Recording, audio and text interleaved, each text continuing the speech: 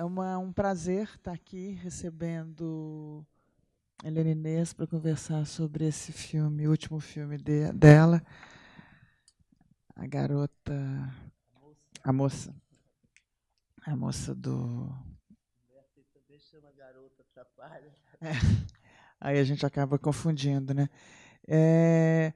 A Helena, ela dispensa comentários, mas a gente comenta, né?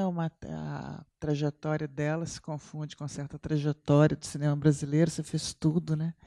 Cinema de ficção, documental, mais experimental, menos experimental. Padre a Moça, quando eu lembro do Padre a Moça, né?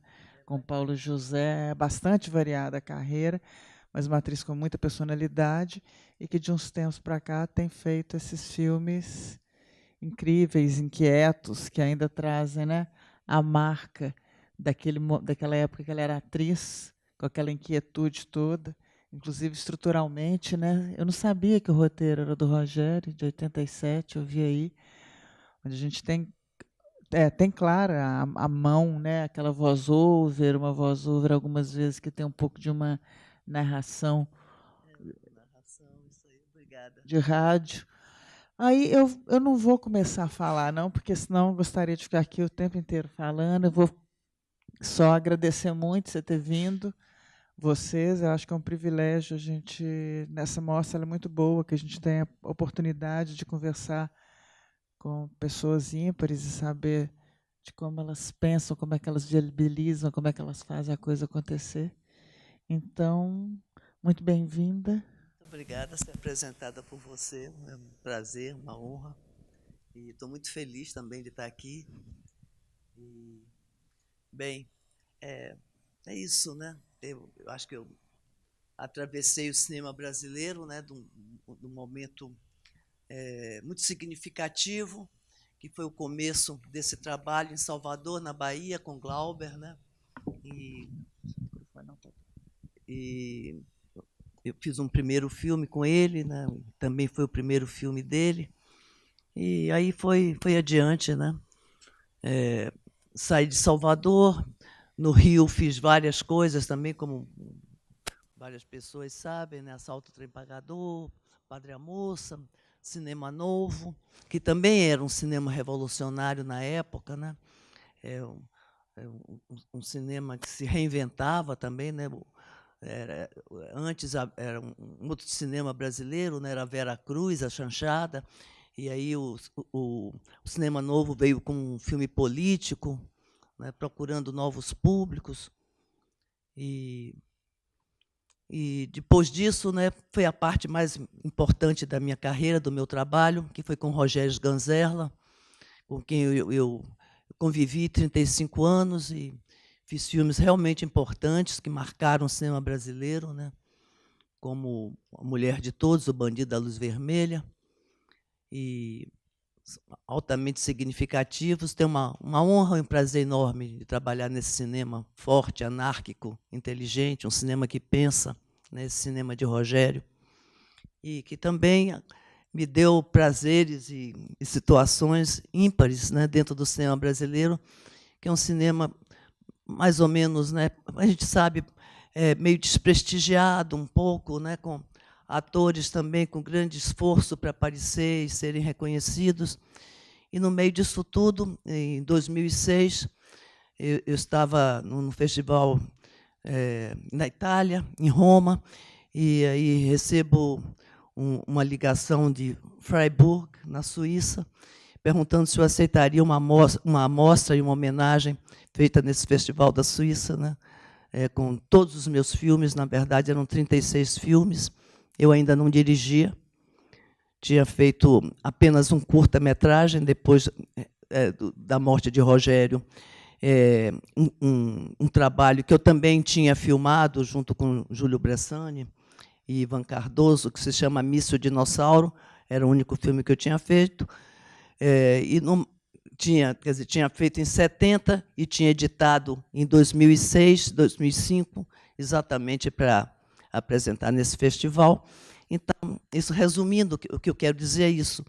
Eu tive uma situação, né, de honra, não é, como atriz, dentro de um festival internacional, engraçado, né? O mais pobre e o mais rico, né? Nós, no terceiro mundo, exatamente quem descobriu esse cinema, né, foram exatamente os suíços. Né? Você vê aqui como os opostos têm a ver, né, um com o outro. Então, e fora disso, também esse cinema deu trabalho e transformou a minha própria vida. E depois da morte de Rogério, o que eu achei principalmente é que seria um absurdo eu perder aquele material, né, que eu tive que revisitar, né, no último momento, porque ele também queria fazer um novo filme, que eu acabei filmando. Fui eu que filmei o roteiro, que é o Luz nas Trevas, A Volta do Bandido da Luz Vermelha. Chamava-se somente A Volta do Bandido da Luz Vermelha. E eu acrescentei esse Luz nas Trevas, que era um roteiro dele. Então, era uma coisa tão... Eu senti que era tão absurdo eu deixar isso parado, né, dentro de um armário, aqueles roteiros, esse trabalho, que não cabia. Né? E eu não podia fazer isso, também não tinha mais história para fazer uma coisa dessa. Me recolher e deixar essa obra. Não é? E também, como eu precisava, porque eu sempre vivi do meu trabalho, sempre, desde os 17 anos, não vivi de outra coisa além do trabalho de cinema e teatro. Também precisava continuar a viver, né? E precisava fazer novos filmes, e aí seria como diretora. Já não caberia mais para mim ser somente atriz, né? Apesar de eu ser essencialmente uma atriz, e acho extraordinário ser ator. Agradeço, sabe, ao universo ter escolhido essa coisa tão maravilhosa, tão educativa, que é criar personagens, né? Trabalhar nisso. Eu acho que dá um autoconhecimento extraordinário. Então, nada eu tenho a diminuir essa profissão de atriz, de ator, de intérprete, de performer, diante de um diretor de cinema. Para mim, são artistas de igual valor. E, chegando à Moça do Calendário, eu estava exatamente pensando num projeto. Eu tinha já um projeto, que é o que eu vou filmar agora, que chama-se Relatos de uma Faquireza, exatamente sobre o faquirismo no Brasil, uma coisa muito estranha, né? Porque essas faquirezas são as mães da contracultura, né? Foram as primeiras mulheres, né, que assumiram uma profissão totalmente masculina, que era do faquir, né, das faquirezas. Então, eu estava com esse projeto na mão, quando me chegou, trabalhando já nesse projeto, inclusive para entrar para um grupo de estudos, etc., quando me chegou esse roteiro da Moça do Calendário, que era um roteiro de curta-metragem, entre curta e média, feita por Rogério, em 87, a partir de contos de um amigo dele, uma pessoa conhecida, de Santa Catarina. E como o Rogério também era de Santa Catarina, e nós estávamos saindo, né, da ditadura, porque foi uma loucura, a Embrafilme caindo, aquela coisa horrorosa, ele fez esse roteiro realmente para ter imediatamente um trabalho. E e entrou para um edital de Santa Catarina de curtas e médias com A Moça do Calendário. Quer dizer, era um curta que me chegou às mãos, né? E um roteiro dele escrito sobre contos que não me diziam nada. Não me diziam nada os contos que ele fez esse roteiro. O roteiro é de uma extrema habilidade, né? É como o cinema de Rogério. De nada ele consegue uma linguagem popular, interessante. Isso ele fazia exatamente com esses personagens, nesse filme curto. O roteiro devia ter umas 37 páginas. Mas eu vi que ali tinha uma joia, realmente. Tinha uma joia, e que era somente desenvolver, que eu ia ter um roteiro muito interessante. E foi o que aconteceu. Não é? E trabalhei bastante, trabalhei 6 meses nesse roteiro. E principalmente, virei pelo avesso os personagens, porque praticamente eles restaram os nomes deles, porque os personagens eram extremamente machistas, completamente machistas. E as mulheres não tinham a menor consciência do que é ser uma mulher hoje. Não é? Então, aí foi a transformação, eu adorei. Foi um trabalho que eu adorei, esse roteiro. Fiquei enlouquecida, sonhava, acordava de noite para escrever uma coisinha, outra. O personagem da mulher do Inácio, a Cidinha, ela era exatamente o contrário dessa mulher, uma mulher livre, sincera, que faz suas escolhas, que quer errar um pouco, mas é tudo tão digno, tão aberto. Me parece que é uma mulher mesmo. A outra Cidinha, não. A outra Cidinha era o contrário. Porque o Inácio, em vez de ter problemas neuronais, ele era impotente, ele não podia ter filhos. Quer dizer, era uma coisa extremamente machista. Aí eu apaguei essa história. Ele faz os exames, faz tudo, mas por um outro motivo. Ele está querendo descobrir a mente dele, né? O personagem da menina, da enfermeira, não é? A enfermeira era exatamente, ele chamava ela fazia tudo para ele, tá entendendo? Fazia striptease, fazia isso. Ela entrava na sedução dele. É exatamente o contrário, né? Para você me conquistar, precisa, né? Não é por aí que aí você não vai conquistar. Agora, Rogério fez uma coisa fantástica, que era o único personagem dele. O Inácio tinha tintas dele, no sentido assim de ser meio anarquista, de não amar, ser frio. Esse era um pouco do personagem que restou do Inácio, que não era o Inácio do conto, mas foi o Inácio que o Rogério fez. E também a moça do calendário, né? Que realmente é a desmistificação. É o mesmo tratamento que ele dá à moça do calendário, ele deu à mulher de todos. Não é? Ele inverteu a sedução, o sexo, a atração. Não é? Ele fez inverteu totalmente. Então, é uma mulher. Mas eu ainda ampliei mais esse lado dela. Dei o nome de Ara e dei uma atividade o tempo todo ligada ao MST. Né? É tudo, o filme é leve, né? Ele trata com leveza assuntos profundos, não é? Mas ele está lá. Não é? Ela tá lá no MST, ela está interessada nisso, e ela brinca o tempo todo com ele. Mas esse brincar com ele também já tinha em Rogério. Ela estava interessada se ele era ou não um ativista a favor da reforma agrária, né? Ao ponto que eles esqueciam o tesão, né, de tão política que ela é, né? Então é isso, resumindo. Eu quero muito ouvir vocês. Eu estou feliz de estar aqui. Hoje eu tenho um público jovem, como vocês, jovens de todas as idades, né? E meninas de todas as idades também é o meu público. É isso, e agradeço muito. Estou aqui. Um prazer. Bom, é uma delícia ficar te ouvindo.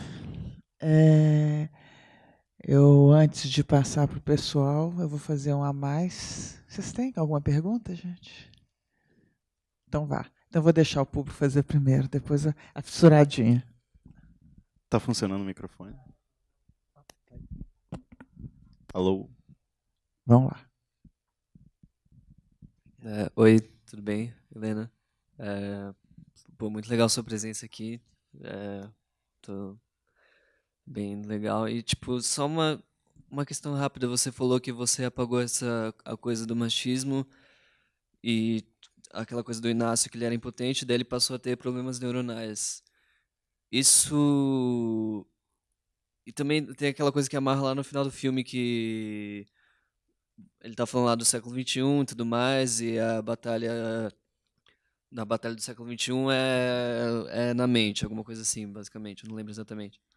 Então, eu queria perguntar se essa ideia já estava presente no roteiro do Rogério, ou se foi você que elaborou em cima disso, ou se ele já vinha tratando disso lá naquele tempo. Essa foi totalmente minha.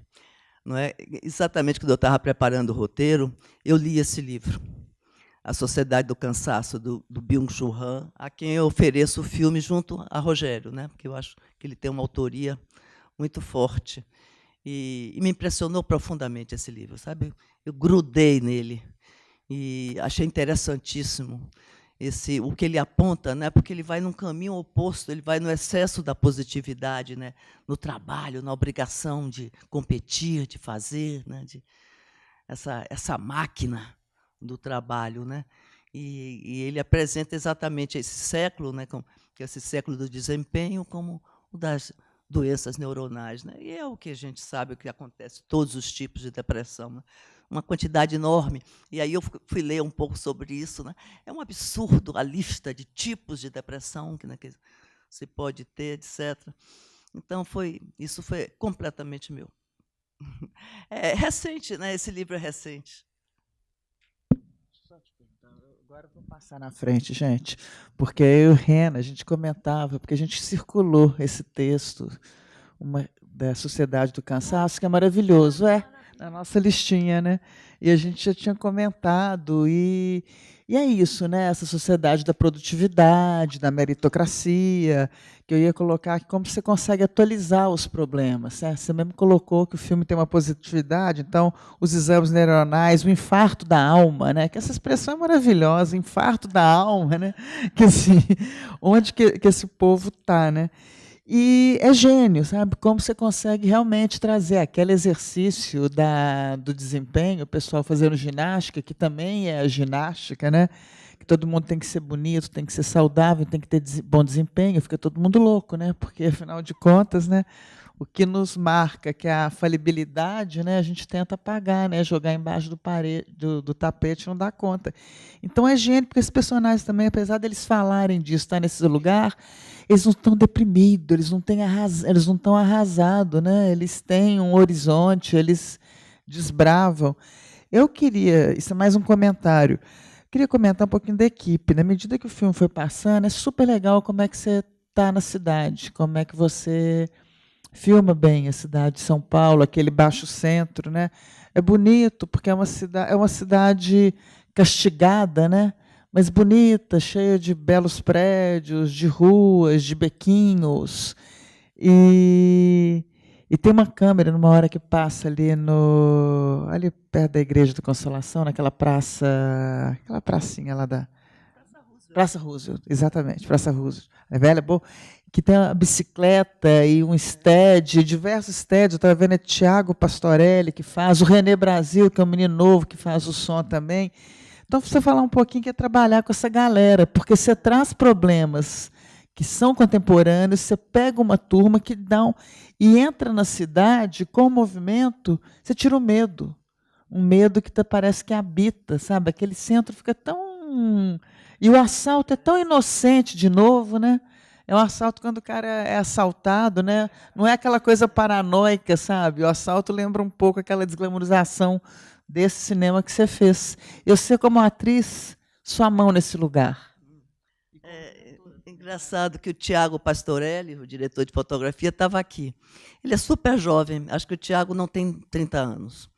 E eu acho que ele foi timidamente embora, disse que é ao banheiro, mas acabou saindo. Ele não tinha visto o filme até hoje, não é? Porque ele é de outra área. Ele é de televisão, né? Ele faz TV e principalmente programas de alto risco, etc. Sabe? E aquela câmera é sensacional, realmente. E é muito engraçado, porque ele vem outra, a cabeça dele é completamente diferente da minha, de um tradicional diretor de fotografia. E falaram muito da câmera corpo em Brasília. O filme foi muito elogiado pela crítica, né? Isso também me deixa bem alegre. E falando da câmera corpo, eu precisava contar ao Tiago que ele foi chamado de um câmera corpo, porque é uma outra dele, completamente diferente. E ele fez em cima de skate. E um dos motivos que eu quis o Tiago foi exatamente essa habilidade. Eu acho sensacional. Não é? Você não sabe o que ele... Uma segurança enorme em cima de um skate. Essa cena que você fala, muito legal. E a cidade de São Paulo eu adoro. Não é? Eu gosto muito de São Paulo, é impressionante. É um namoro. É uma coisa de... Acho que baiano tem um pouco, né, essa coisa com São Paulo. Não é? E eu moro no centro, eu moro perto da Praça Roosevelt, né?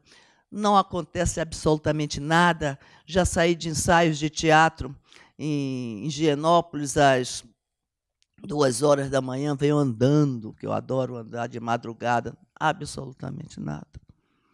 Não é? Tem uma ideia assim, tranquilíssima da cidade de São Paulo, muito diferente do Rio, que é uma cidade que eu amo e morei muito tempo lá. Eu morava no Rio.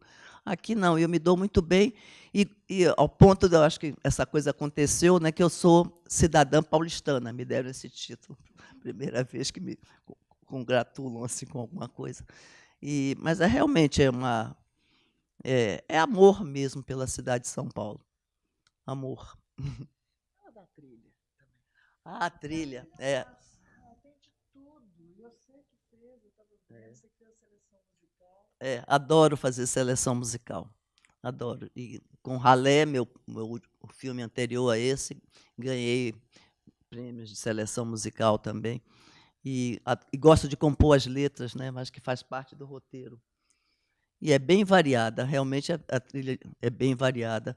Tem uma grande paixão minha, que eu acho que foi uma descoberta final. Eu procurei o tempo todo qual seria essa música final, e aí caí no Carinhoso, né, que é realmente, eu acho, uma das maiores músicas, né, brasileiras de todos os tempos.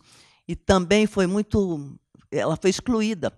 O Carinhoso, é Carinhoso, né? É Carinhoso, é.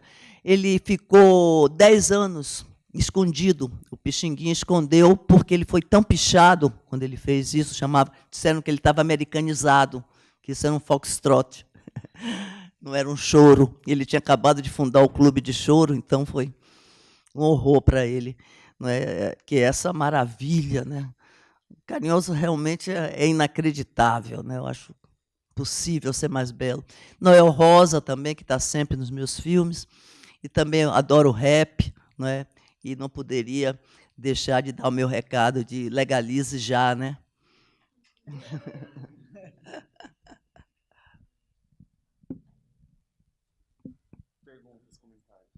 Gente, agora eu vou deixar um pouquinho, né? Senão eu continuo. Estou talvez dando um salto no tempo aqui. Eu era cineclubista na década de 80. Assisti bastante filme aí da boca do lixo, e chamada assim, né? É barra pesada o tempo agora. A gente está entrando numa época que é muito barra pesada. Tem alguma coisa a ver o momento que a gente vive agora, o fato desse roteiro ter ficado parado tanto tempo? Tem alguma conexão temporal aí, ou é só coincidência? Que a gente está entrando numa época, já está dentro dela, né? Bem difícil. Eu acho que essas épocas continuam difíceis, né? Essa coisa, sem dúvida nenhuma, eu estou vivendo a pior das épocas, como diz o Zé Bonitinho no Aranha, né? Isso foi 70, mas a gente também está vivendo uma das piores épocas, né, brasileiras. É assustador, porque é uma opinião pública, né, é um país dividido, né, meio, muito radical, né, na direita, extremamente radical. Mas, no meu caso, não. Foi uma opção. O que eu parei foi por opção. O que eu me afastei do cinema foi por opção. Rogério teve grandíssimas dificuldades, porque ele insistiu. Ele ficou firme. Eu saí. E talvez por isso também tenha energia hoje para continuar. Não cansei também. Eu acho que você não respondeu a minha pergunta. Não, eu vou então insistir um pouquinho. Eu quero saber entender. se tem alguma ligação. Porque o roteiro está lá há muito tempo. O roteiro está lá há muito tempo, né? Não, querido, não foi isso que houve, não. É que com a morte de Rogério houve um inventário. Né? Houve um inventário, todos os roteiros dele pertencem a Mercúrio, né? Porque ele era um dos fundadores da Mercúrio comigo. No caso desse roteiro, ele não estava, ele não tinha sido, ele não estava comigo. Eu conheci o roteiro, mas ele não estava comigo. E como era um roteiro de curta, eu não estava tão interessada no momento em trabalhar com ele. Quem me trouxe foi o Luiz, foi o escritor. E foi muito engraçado, porque depois ele assistiu o filme, ele disse, olha, o filme não tem mais quase nada, né, a ver com ele, mas ele disse, você tem um espírito, que está tudo aí e tal e coisa, então houve também uma aceitação da parte dele, né, essa mudança total. Era um roteiro que também, quando foi feito por Rogério, eu ria. Era uma coisa interessante, que eu dizia, Rogério, como é que você vai filmar isso? Né? Rogério sempre fez filmes de mulheres libertárias, né? Tá bom, seria a moça do calendário, mas a outra era de uma... É impossível você fazer. E ele ria, sabe? Ria assim. Rogério é muito reservado e misterioso também. Então, quando eu disse, mas quem é que vai fazer isso? Ele, como se dissesse, talvez você, sei lá. Está entendendo? Porque ele era mesmo misterioso.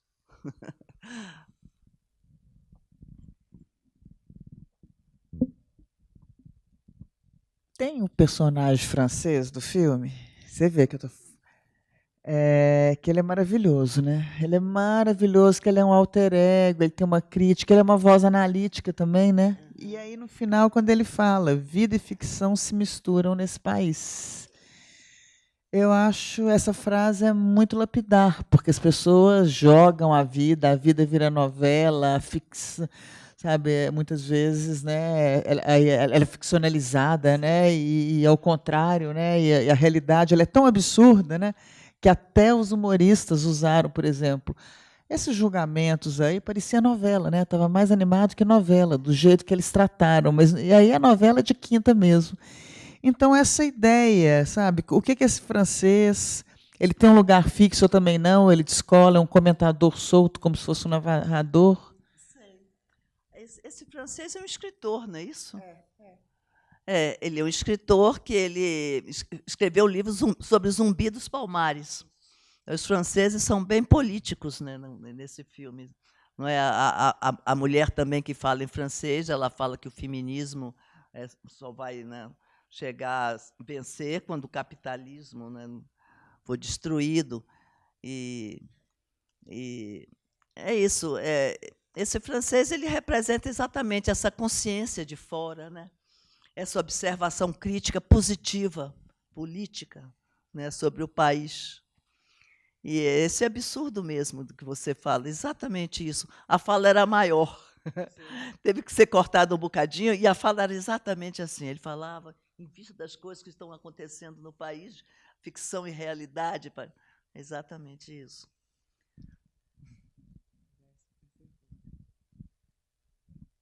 A ideia, então, está preservada, né? Porque é interessante isso, que você não precisa nem desenvolver, né? São ideias muito fortes, né? Que eu acho que o filme ele tem um pouco isso, né? Que lembra os outros filmes que vocês fizeram, lembra os outros filmes que você mesmo fez, que é quase como se as frases elas têm um grau de condensação sobre uma determinada época, sobre uma determinada cena, que você não precisa desenvolver muito para ela chegar. E mesmo os tipos, né? O próprio tipo, que eu nunca lembro do personagem, que é maravilhoso esse ator. Tem o Geraldinho, né, que é o Grande Otelo. Está muito bom essa homenagem que você faz ao Grande Otelo, que é linda, né? E o jeito que ele quer. Mas era diferente, porque o Grande Otelo ia fazer o papel, entendeu? Em 87. Foi escrito para ele fazer. E aí o Geraldinho fazendo o Grande Otelo, e como esses personagens, como eles vão, e o personagem rico, né? De novo, é muito antropofágico, né? O personagem que ele vai, ou ele despreza a fortuna para no futuro gastar, ou então a ideia é que é uma fortuna, né? Como é cada vez menos, né? É um Brasil modernista. O Brasil contemporâneo ele realmente é mais da produtividade, a duplicação em vez da queima, né? Não é da queima para a cultura, é a duplicação, sabe-se lá, para duplicar, né? Para gastar mais, para ter mais, né? E etc. e tal. E, bom, alguém mais quer perguntar alguma coisa, gente? Oba. Boa noite, Helena. Queria dizer que eu estou muito feliz com a sua presença aqui, agradecer muito. Bom, eu já vi algumas declarações de pessoas que viveram ali a Tropicália, o momento do cinema marginal, um pouco num tom de saudosismo, sabe, dessa época, e como se a juventude de hoje não tivesse o mesmo fôlego revolucionário e coisas do tipo. Só que me parece que o seu filme vai muito ao contrário disso. Parece que você realmente acredita nesse presente que está pulsando, que também está se rebelando e tudo mais. E achei interessante isso, que no seu filme você mapeia várias dessas lutas contemporâneas, né? Tipo, tá lá desde a luta contra o racismo, tem a personagem na oficina que é uma bicha, eu achei ótimo. A questão da luta pela terra, enfim, você conseguiu realmente mostrar um Brasil que está bem discutindo questões políticas e vivenciando essa coisa toda.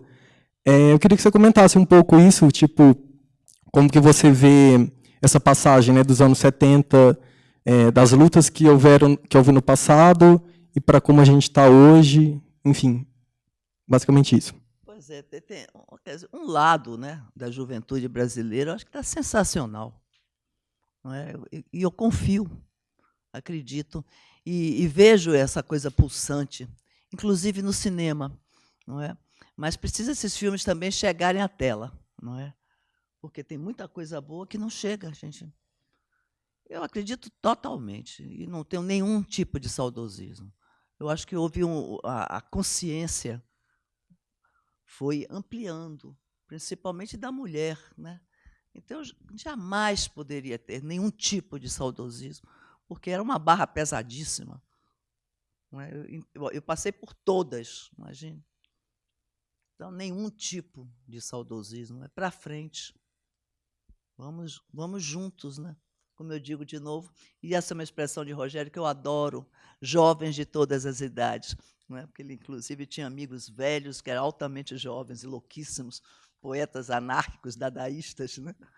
Então, eu acho que isso é uma questão. Claro que é uma questão de idade, não é? Mas é mais do que isso. Não é? É mais do que isso. Temos que pensar juntos né, e transformar mesmo. Mas a confiança é total. E muito obrigada, viu, por estar aqui também. Obrigada, Henrique.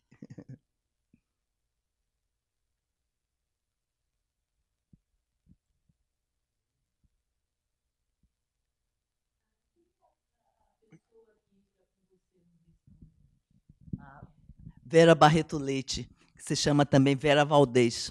A Vera é uma mulher sensacional. Ela tem 83 anos, uma coisa assim, 83, 84 anos, e morou muito tempo na Europa. Ela foi modelo de Chanel, sabe?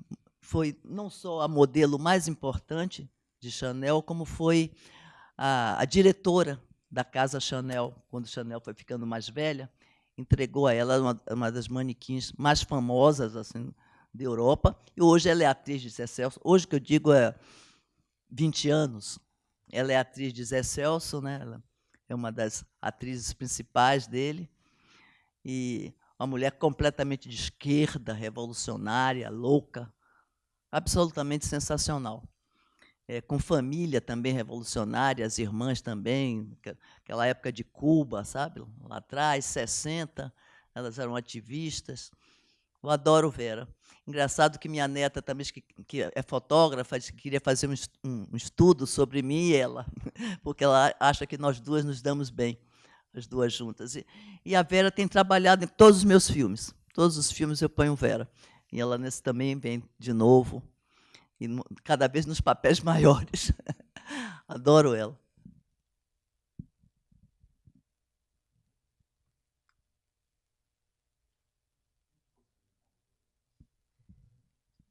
Bom, só um comentário breve também, pensando em produção brasileira recente, como é frequente, infelizmente, ver filmes em que filmes e séries, especialmente coisas que a gente vê talvez para, sei lá, Netflix, eu já vi umas coisas assim que parece que foram feitas sem diversão nenhuma. E acho seu filme contraste completo disso. Eu, na verdade, imagino que durante a filmagem devia ser só uma farra. Parece, pelo menos, no produto final. E é uma energia interessante assim que você comentou no começo do debate, assim, jovens de todas as idades. Não sei, acho que é só um elogio assim, a essa energia que é mantida. Apesar de toda a barra pesada da vida. Acho legal. Acho um filme ótimo, transparece muito bem isso. Muito obrigada. O filme deu muito trabalho para fazer, viu? Não foi tão fácil, não. Porque foram feitos em 21 dias. Então, foi puxadíssimo, puxadíssimo. A gente às vezes, não respeitava as horas de trabalho, né? Filmávamos 10 horas. Né? Tinha que ser, todo mundo aceitava, queria, dizer, vamos, tal. Mas deu bastante trabalho. Digital tem sempre problemas, né? Aquela cena do assalto mesmo, ela foi feita 2 vezes, porque uma dessas coisas raríssimas que parece que acontece em 301, o cartão não funcionou e teve que repetir tudo no dia seguinte. Uma tensão horrorosa. Eu ficava, mas por que logo comigo isso? Me achava totalmente desditosa de ter acontecido. Mas, pois é, aí tem que filmar tudo de novo. Mas, mesmo assim, a gente cumpriu o prazo de 21 dias, porque senão ia ficar muito caro, já não dava. Adoro o René Brasil também. A minha pergunta vai para a mulher em relação a uma visão do ator principal pela mulher, né, do calendário, que assim, a primeira vez que ele vê ela pessoalmente é no bar, né, se eu não me engano, que aí o moço fala que é filho, que ela é filha dele, né? Isso, afilhada, muito bem. É. E aí, as cenas seguintes que os dois estão juntos pareciam meio fantasiosas, digamos assim, né? Como se ele saísse da realidade dele, cinzenta do trabalho, e fosse para uma nova realidade, digamos assim. Tanto que a própria a fotografia, uma coisa que eu percebi que eu achei muito bacana, é que a única coisa que não é cinzenta no trabalho é a fotografia da mulher. Aí a minha pergunta seria o seguinte: essa imagem fantasiosa tá mais para, digamos assim, apenas um momento de, vamos dizer, pensamento maluco, digamos assim, dele, digamos assim, de fuga da realidade, quero sair da minha realidade para ir para uma melhor, ou é, de certa forma, um pensamento de utopia, um pensamento desse tipo de forma, sabe? É um sonho, né? É utopia também, é uma fuga da realidade. São essas 3 coisas, né? Porque é lógico que ele está sonhando, né? E é engraçado também que ele se trai no sonho, né? Ele vira um machista, né? Quer pegar, né? Você é minha, eu posso me tornar desagradável. Quer dizer, a mente dele, inconsciente, trai, né? Ele só é assim no sonho. E também quando ele na clínica, né? Ele também tem aquele, ele não é totalmente normal, como a música mesmo diz, né? Porque haveria de ser normal se ninguém é normal.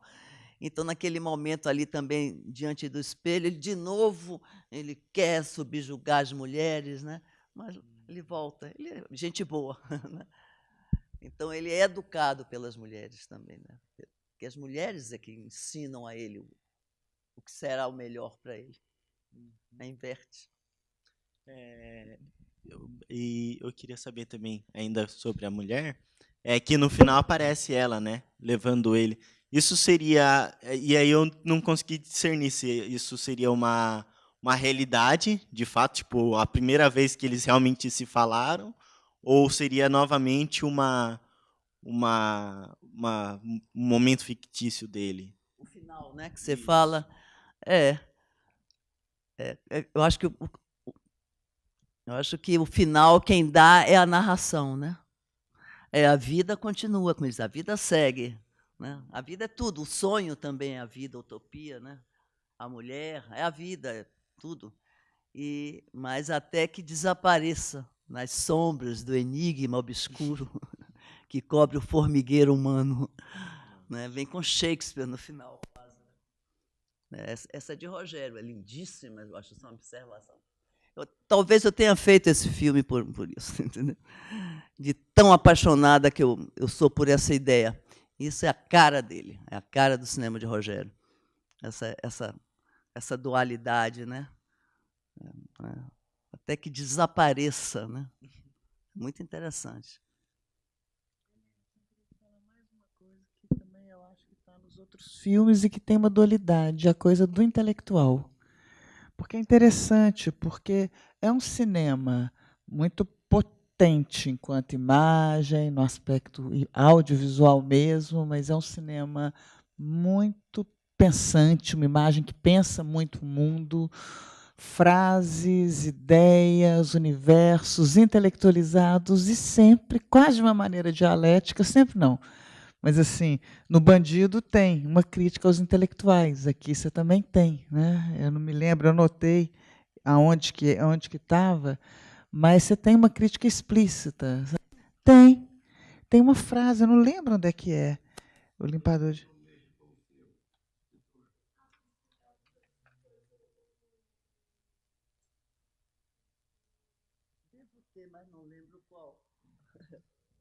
Pois, pois é. Então, né, é novamente dialético, porque fala desse lugar intelectualizado e sempre, né, eu lembro do policial no Bandido, falando arte moderna, coisa de intelectual. Né? Então, vocês têm esses lugares, não sei. Rogério é muito, muito mais sarcástico do que eu, né? Infinitamente mais sarcástico. E essa coisa com a intelectualidade é dele, é muito dele. Né? Conheci o Rogério com 21 anos, né? 22 anos, ele fez O Bandido, ele já dizia tchau, cultura. Ele já, com 22 anos, já queria se despedir. Mal estava entrando, né? Um menino, ele já estava tchau, cultura. Eu não sou assim. Eu não sou assim. Eu acho que intelectual é bacana. Não é? E aquela observação, bem, é isso mesmo, mas tá bom, desde que não se mexa com você, mas essa é uma observação do Mário, né? Daquele personagem do Ayrton, né?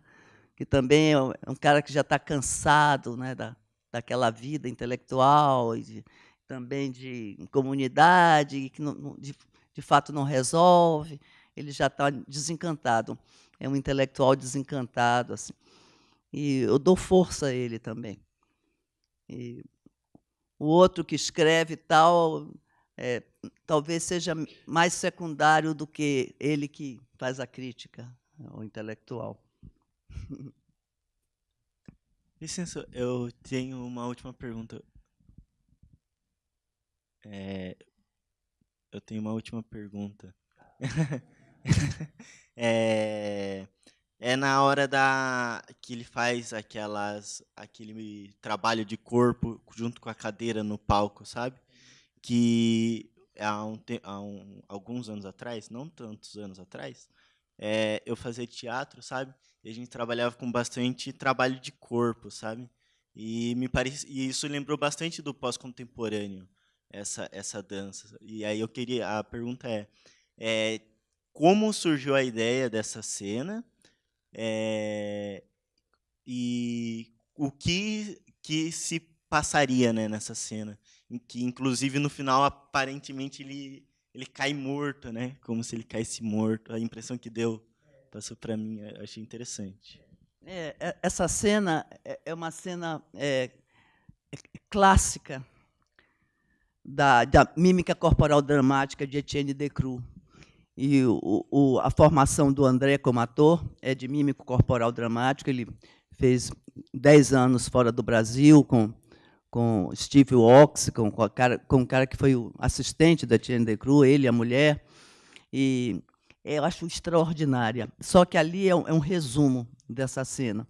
E o André fez numa peça de teatro que eu trabalhei com ele. O livro da Grande Desordem e da Suprema Coerência, de Strindberg. E sou absolutamente fanatizada por essa sequência. E ela, para mim, diz tudo. Como foi editada e feita, ela diz exatamente essa revolta dele, a atenção que ele precisa e também a mente estranha, né? Uma reação estranha, porque não me interessava ser psicológica, nem um pouco. Aliás, é um cinema que eu não gosto, é psicológico. Não gosto do cinema, sabe, que cai no televisivo, né, na explicação. Então, eu achei que aquilo resolvia muito bem interiormente, com as próprias batidas do coração, né? Você vê que ele está agitado com aquela história. Ele perde uma mulher ali, né? E, ao mesmo tempo, ele se abre para o que vai acontecer. A mulher dele, a Cidinha, foi embora, né? Isso aconteceu com ele. E é um momento, é uma ruptura com ele mesmo, e a voz dela dizendo, refletindo uma verdade, que ele nunca gostou de ninguém. Ele vai vir a gostar, talvez, dessa que leva ele, que vai dar motivação a ele. Porque ele não tem isso, é motivação. Né? Então, é por aí. E é isso, eu achei legal você observar essa cena. Você falou que foram 21 dias para rodar, não é? Eu queria fazer uma ponte aqui com o nome da mostra, que é o Novíssimo Cinema Brasileiro, a identidade como campo político. E eu estou preocupado um pouquinho com o futuro do Novíssimo Cinema Brasileiro em termos de produção. Como é que foi a produção? Eu vi que teve participação da cidade de São Paulo, teve um edital, você já tinha conseguido dinheiro antes. Você pode falar um pouquinho ou é um tema árido demais para você falar? Não, foi super simpático todo esse processo, viu? Foi incrível, porque foi um edital da SP Cine, que não tem esse ano, não é mais, acabou, não existe mais esse edital. Um edital que premiava um filme só, um BO só, um só, e vários filmes que seriam parcelas para a produção. Incrível que eu entrei sem saber. Eu tenho uma secretária que trabalha comigo na Mercúrio, tal, que faz essa parte toda de secretária, mais técnica, e eu não sabia que eu era a única concorrente, que eu tinha entrado para o que havia somente um prêmio. Eu achei que eu estava no outro, que eram 9 premiados. E aconteceu de ganhar, né? Então foi uma alegria assim, maravilhosa. E pela primeira vez eu tinha uma produção inteira na mão, pela primeira vez, pequenininha. Hoje eu vi uma coisa assustadora do ministro da Cultura, né? Que ele veio com um edital que as pessoas que maravilha, mas é exatamente para destruir esse tipo de cinema. Antes, um BO, um baixo orçamento, né, para quem não conhece a palavra, era de 1 milhão. Esse daí tem 980, foi exatamente 1 milhão. Hoje, o BO vai ser de 3 milhões. E ele disse, o diretor da Ancine disse, não vamos mais fazer filmes só até 6, 10 milhões, fazer filmes de 50 milhões. Quer dizer, eles vão acabar com o cinema brasileiro, completamente. Inclusive, né, o pessoal de fora dos Estados Unidos, que vem fazer contato com eles, que nunca houve um ministro tão afável, tão simpático. Eles nunca tiveram isso. Então, está apavorante. Vai ser todo um cinema agora, Globo Filme, voltado para grandes produções. E esse filme passou assim, né? Eu ainda tenho um pouquinho de medo dele, né? Porque ele mexe em tudo. Mexe em tudo, né? Mexe em tudo. Eu fico meio assim, o que é que vai ser com o lançamento, que ele vai ser lançado em maio. Hoje, o que isso significa?